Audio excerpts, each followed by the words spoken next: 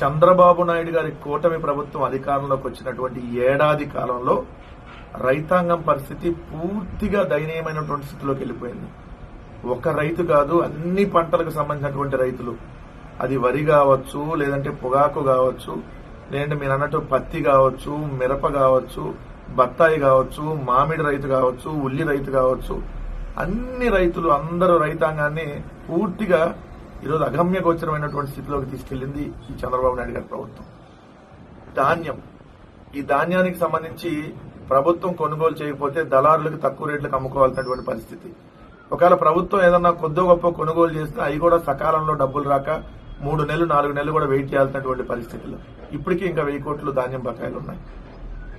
మొన్న జగన్మోహన్ రెడ్డి గారు ఏదైతే పొగాకు రైతుల దగ్గరికి, పొగాకు బోర్డు దగ్గరికి వెళ్తే అప్పుడు చంద్రబాబు నాయుడు గారు మేలుకొని అప్పుడు పొగాకుకు సంబంధించి లేఖ రాశాడు. కానీ ఇప్పటి వరకు దిక్కు దివాణం లేదు. జగన్మోహన్ రెడ్డి గారు మిర్చి యార్డుకి వెళ్లి మిర్చి రైతులను కలిసిన తర్వాత సాయంత్రం చంద్రబాబు నాయుడు గారు లేఖ రాస్తారు, వాళ్ళు 25% కొంటారు అందు కేంద్రం. కానీ ఇప్పుడు 1% కూడా కొన్నటువంటి పరిస్థితి లేదు. అరటి రైతులు ఏదైతే నష్టపోతే జగన్మోహన్ రెడ్డి గారు హెక్టార్కి 20,000 రూపాయలు చొప్పున సొంత డబ్బులు అందించారు, దాదాపు 1,50,00,000 రూపాయలు.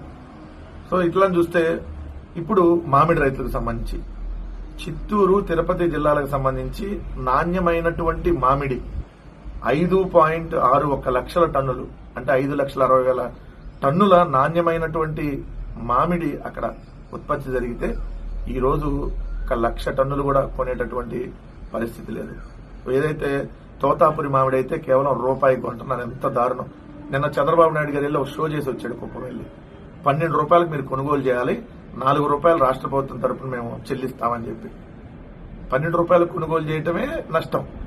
దాంట్లో 4 రూపాయలు మీరు చెల్లిస్తారంటే అసలు 12 రూపాయలకు వాళ్ళు కొనాలి కదా. అంటే 8 రూపాయలు వాళ్ళు అడిషనల్ ఏదైతే కంపెనీలు కొనేటటువంటి పరిస్థితి లేదు ఇక్కడ.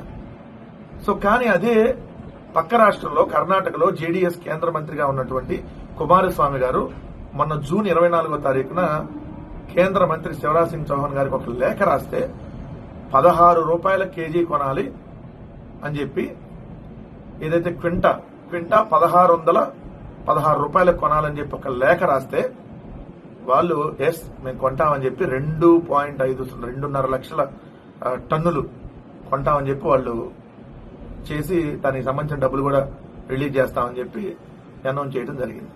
2.5 లక్షల టన్నులు ఏదైతే కేజీ 16 రూపాయలు 16 పైసలకి, ఇక్కడ కేజీ 12 రూపాయలకి, అది కూడా రాష్ట్ర ప్రభుత్వం 4 రూపాయలు ఇస్తానంటుంది. అది కూడా ఇప్పుడు దానికి సంబంధించిన ప్రణాళిక లేదు. మరి చంద్రబాబు నాయుడు గారు ఏ గుడ్డిగాడిదకి పళ్ళు తవ్వుతున్నారు? చంద్రబాబు నాయుడు గారు మీరు కూడా కేంద్రంలోనే ఉన్నారు కదా. ఇక్కడ మంత్రులు ఏం చేస్తున్నారు? రాష్ట్ర మంత్రులు గాని, కేంద్రంలో ఉన్నటువంటి మంత్రులు గాని, ఎంపీలు గాని, జనసేన, తెలుగుదేశం, బీజేపీకి సంబంధించినటువంటి ఎంపీలు ఏం చేస్తున్నారు? మీరు పక్కన జేడీఎస్ కుమారస్వామి గారికి ఉన్నటువంటి జ్ఞానం కూడా మీకు లేకపోతే ఎట్లా? కనీసం మీకు ఎటు మీ ఉన్నాళ్ళకి ఎవరికి సిగ్గు శరం గాని ఎటువంటి ఏం లేవు. కనీసం రైతుల మీద ప్రేమన్నా చూపించండి, మానవత్వాన్ని చూపించండి. ఈ రోజు రైతాంగం పరిస్థితి చాలా దారుణంగా ఉంది. రూపాయికి అమ్మటం ఏందండి కేజీ మామిడి? అసలు ఎక్కడన్నా ఉంటుందా? 16 రూపాయల కేజీ పక్కన కర్ణాటకలో అది కేంద్ర ప్రభుత్వం కొంటే మరి ఆంధ్రప్రదేశ్ ఎందుకు కొందు? మన దగ్గర కూడా 2.5 లక్షల టన్నులు కొనాలి కదా. అంటే మీరు లేఖ రాస్తేనే కదా వాళ్ళు కొనేది లేని తర్వాత సంగతే. ఎంత దయనీయమైనటువంటి పరిస్థితిలో చంద్రబాబు నాయుడు గారు నెట్టేశారో ఒకసారి చూడండి. అదే జగన్మోహన్ రెడ్డి గారి ప్రభుత్వం ఉన్నప్పుడు రైతాంగానికి సంబంధించి ధరల స్థిరీకరణ నిధిని పెట్టి దాదాపుగా 7,796 కోట్ల రూపాయలతో 6.20 లక్షలు, అంటే 6,20,000 మంది రైతులకు మేలు చేకూర్చేలాగా పొగాకు గాని, పత్తి గాని, టమోటా గాని, ఉల్లి గాని, బత్తాయి గాని వీటన్నిటిని కొనుగోలు చేసి రైతాంగానికి అండగా నిలబడటం జరిగింది. ఇవి కాకుండా ధాన్యానికి సంబంధించి అయితే 65,255 కోట్ల రూపాయలు ధాన్యానికి సంబంధించి రైతులకు చెల్లించింది.